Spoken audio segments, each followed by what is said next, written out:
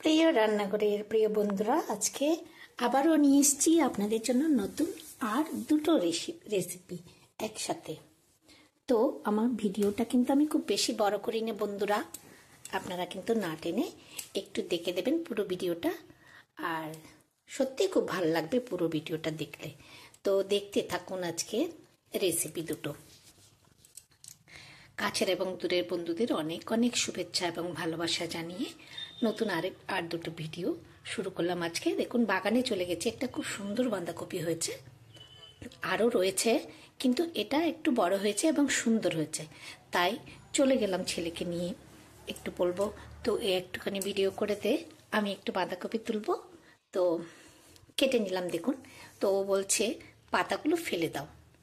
চুপি চুপি একটা কথা বলছি আপনাদেরকে, পাতাগুলোকে ও যতক্ষণ ভিডিও করছিল ততক্ষণ আমি ছিঁড়ে নিয়েছি। এরপরেও যখন চলে এসছে তখন আমি কিন্তু পাতাগুলো নিয়ে এসেছি, ওটা দিয়ে একটা রেসিপি বানিয়েছি। সেই রেসিপিটাই হচ্ছে আজকে মূল রেসিপি, এবং সাথে বাঁধাকপিও রয়েছে। দেখতে থাকুন, খুব সুন্দর এবং অর্গানিক কোনো কিছু সবজি বা কোনো ফলমূল পেলে যেমন ভালো লাগে, ঠিক তেমন আমার খুব খুশি লাগছে এটা দেখে। তো এটা আমি রাত্রিবেলা কেটে রেখেছি, দুটোই আলাদা করে কেটেছি। এবার সকালবেলা দেখুন আমি চা বসিয়েছি একপাশে পাতাটা, যেটা সবুজ পাতা নিয়ে এসেছি বাঁধাকপির, সেই পাতাটা আমি জিরে জিরে করে কেটে রেখেছি এবং জলে ভিজিয়ে দিলাম। তো কিছুক্ষণ ভিজবে, বালি টালি থাকলে বা ময়লা কিছু থাকলে ওটা পরিষ্কার হয়ে যাবে। তো আমি চাটা খেয়ে নিচ্ছি, ততক্ষণে চলে এসেছি। দেখুন, গরম জল বসিয়েছি, ওখানে একটু নুন দিয়ে দিয়েছি। এবার বাঁধাকপির পাতাটাকে আমি ওখানে ছেড়ে দিচ্ছি। ওটা কিন্তু বেশ ভালোভাবে সেদ্ধ করব আমি। যতক্ষণ না পাতাটা নরম হয়ে যাচ্ছে ততক্ষণ আমি সেদ্ধ করতে থাকবো, কারণ এই পাতাটা একটু শক্ত হয়।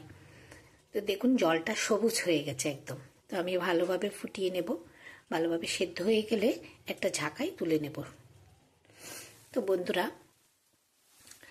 এদিকে আমি ওই যে বাঁধাকপি, মূল বাঁধাকপি যেটা, সেটাও দেখুন কেটে এবার জলে ভিজিয়ে নিচ্ছি। এটাও আজকে আপনাদেরকে দেখাবো কি করে রান্না করব।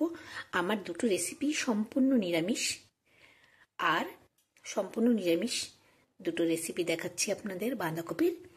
এদিকে দেখুন, বাঁধাকপির পাতাটা সেদ্ধ হয়ে গেছে, আমি তুলে নিচ্ছি, ঝাঁকায় তুলে রেখে দিয়েছি একপাশে। আর এদিকে দেখুন আমি তেল দিয়ে দিলাম পরিমাণ মতো, আগে বাঁধাকপিটা রান্না করব। এবার আমি একটু পাঁচফোড়ন নিয়েছি, পাঁচফোড়নটা তেল গরম হওয়াতে দিয়ে দিচ্ছি। পাঁচফোড়নটা লাল হয়ে গেলে আমি এখানে লঙ্কা দেব। এবার দেখুন, ছোট্ট ছোট্ট একদম নতুন আলু আমি ভিজিয়ে জাস্ট হাতে একটুখানি চটকে নিয়েছি, যাতে খোসাটা উঠে যায়। তো আমি কিন্তু ছাড়াইনি খোসাগুলো, কিছু কিছু উঠে গেছে, কিছু কিছু রয়েছে। এবার দেখুন, তেলের মধ্যে কিন্তু আমি কাঁচা লঙ্কা আর তেজপাতা দিয়ে দিলাম, দিয়ে এবার ছোট আলুটাকে দিয়ে দিলাম। ছোট আলুটাকে ভালোভাবে একদম ভেজে নেব।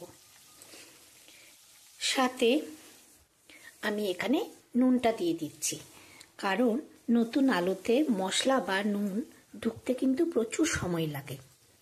তো এই জন্যই আমি আন্দাজ করে একেবারে নুনটা দিয়ে দিয়েছি আলুতে। এইবারে মশলাটা আমি ভিজিয়ে নেব। এখানে এক চামচ, ছোট চামচে এক চামচ আমি জিরে গুঁড়ো দিয়েছি, আর এখানে হাফ চামচ দিচ্ছি আমি গরম মশলা গুঁড়ো। এবারে দিচ্ছি সামান্য হলুদ।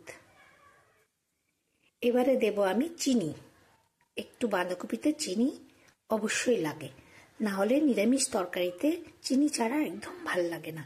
তো দেখুন, এখানে আমার ঘরে তৈরি টমেটো সস প্রায় শেষের পথে, আরও অবশ্য একটা কৌটো আছে, তো টমেটো নেই বলে আমি একটু এখানে ঘরে বানানো টমেটো সস দিয়ে দিয়েছি, আর সামান্য আদা বাটা দিয়ে দিলাম। তো এবার একটু জল দিয়ে আমি মশলাটাকে ভিজিয়ে এখানে দিয়ে দেব। তো আলুটা আমার প্রায় ভাজা হয়ে গেছে,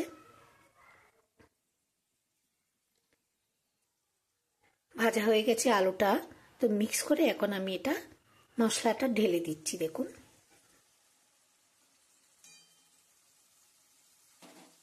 মশলাটা ঢেলে দিয়েছি। এবার মশলাটা সামান্য নেড়ে চেড়ে আমি বাঁধাকপিটা এখানে দিয়ে দেব। বাঁধাকপিটা জল থেকে তুলে তুলে আমি দিয়ে দিচ্ছি। এই বাঁধাকপিটা তো আমি সেদ্ধ করিনি, কারণ এটা খুব একদম নরম বাঁধাকপি, তাই আমি একটু ঢেকে ঢেকে অল্প আঁচের মধ্যে ভালোভাবে মানে সেদ্ধ করে নেব। এই জন্যই আমি মশলাটা ভালো করে না কষে দিয়ে দিলাম, কারণ বাঁধাকপিটা থেকে হালকা জল বেরোবে, মশলাটাও তাতে বাঁধাকপিটা সেদ্ধ হতে হতে মশলাটা কষে যাবে। এবারে দেখুন সেই পাতার মধ্যে আমি সামান্য হলুদ, সামান্য নুন, কারণ নুন দিয়ে সেদ্ধ করেছিলাম, আর ওই জন্য সামান্য নুন দিলাম, আর চিনি দিলাম পরিমাণ মতো, দিয়ে একটু আদা বাটা দিলাম। এবারে দেব আমি 1 থেকে 2 মুঠো ময়দা আর 1 মুঠো চালের গুঁড়ো দিয়ে এটাকে ভালোভাবে মেখে নিচ্ছি। মেখে নিয়ে আমি একটা বাটিতে তুলে রেখে দেব। এটা খাওয়ার সময় গরম গরম ভাজলে ভীষণ ভালো লাগে। এবার মাখা হয়ে গেছে, আমি একটা বাটিতে তুলে নিলাম। এবারে ততক্ষণে এইগুলো করতে করতে বাঁধাকপিটাও হয়ে এসছে আমার, দেখুন। এবার এখানে আমি একটু ধনেপাতা দিয়ে দেব। চাইলে আপনারা ধনেপাতা না দিয়ে একটু ঘি দিয়ে দিতে পারেন, তো আমি ঘিটা খুব একটা ব্যবহার করিনি, ওই জন্যই আমি ধনেপাতা দিয়ে নামিয়ে নিয়েছি। এইদিকে দেখুন এবার এটা মাখা হয়ে গেছে। ওখানে আরেকবার বলে রাখি, ওখানে দেখানো হয়নি, আমি একটু লঙ্কা কুচো করে দিয়েছি আর একটু ধনেপাতাও মেখে নিয়েছি। এবারে দেখুন আমি এটা ভেজে নিচ্ছি। বন্ধুরা, ভিডিওটি কেমন লাগলো অবশ্যই অবশ্যই কিন্তু জানাবেন কমেন্ট করে। আর যদি ভালো লাগে আমার কোনো অংশ, তাহলে একটা প্লিজ প্লিজ প্লিজ একটা লাইক করে যাবেন কিন্তু। আর যদি খুব ভালো লাগে তো শেয়ার করবেন আমার এই রেসিপি দুটো। তো দেখতে থাকুন, একদম সবুজ সবুজ হয়ে আমি নামিয়েছি। আমি মানে বেটারটা একটু কম মেখেছি, ময়দা বা চালের গুঁড়ো কম দিয়েছি, এই জন্যই এটা এত সুন্দর লাগছে, সবুজ সবুজ হয়েছে বড়াগুলো। যাতে সবুজ থাকে সেজন্যই আমি একটু কম দিয়েছি। যাই হোক, এবার আমার একদম সম্পূর্ণ রেডি হয়ে গেছে। বন্ধুরা, অবশ্যই অবশ্যই শেয়ার করে দিন। আর আমার ভিডিওটি ভালো লাগলে অবশ্যই অবশ্যই এতক্ষণ ধৈর্য ধরে ধরার জন্য অসংখ্য ধন্যবাদ।